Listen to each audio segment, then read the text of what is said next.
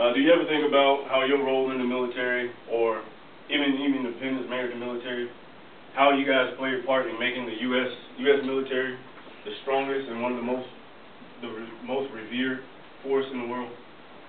Well, today I'm going to tell you how I play a role in the Air Force's projection of air power.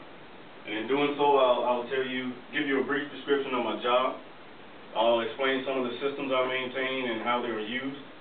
And I'll also talk about how my career field helps increases the U.S.'s capability of precise engagement. My job in the military is I am an avionics system specialist.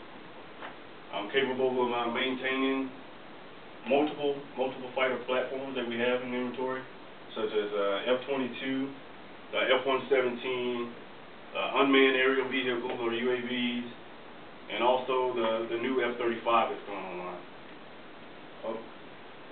Currently, and for the past 12 or 13 years, I've been maintaining the systems on the F-16 fighter aircraft.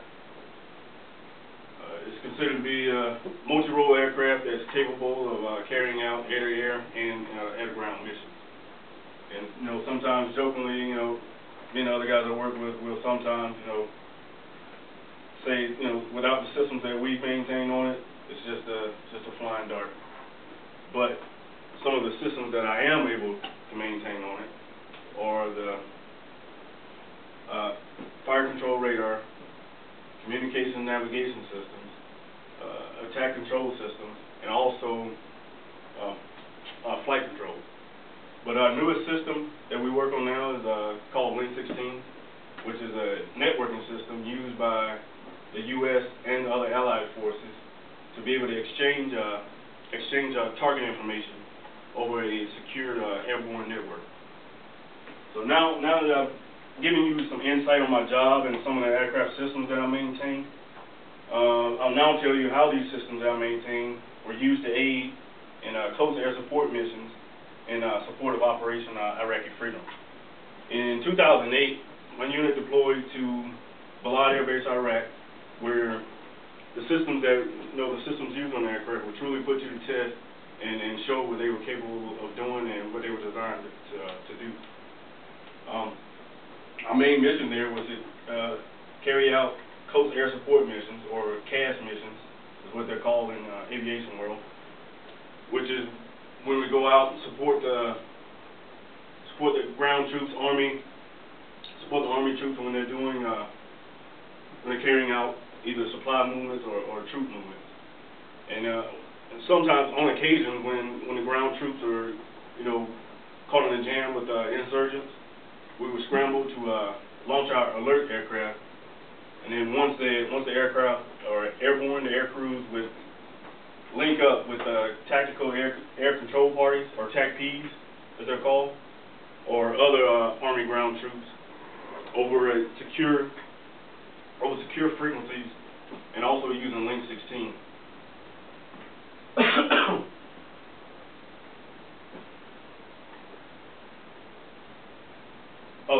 To pinpoint enemy positions and relaying that to the air crews so they could go in and assist with the fight.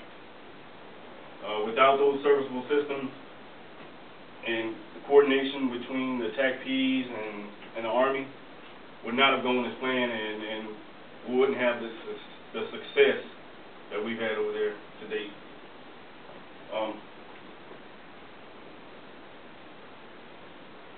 And also, the coordination with those guys enabled our unit as a whole to drop over 60 bombs during that 4-month period that we were deployed there.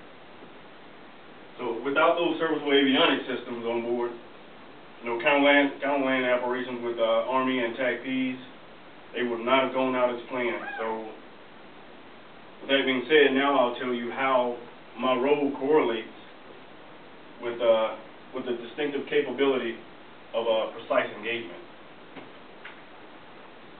The successful close air support missions that were carried out and the destruction of all the enemy positions in Iraq displayed the capabilities of the U.S. forces to bring the fight and engage those that oppose U.S. interests. The F-16 and the other airframes that I maintain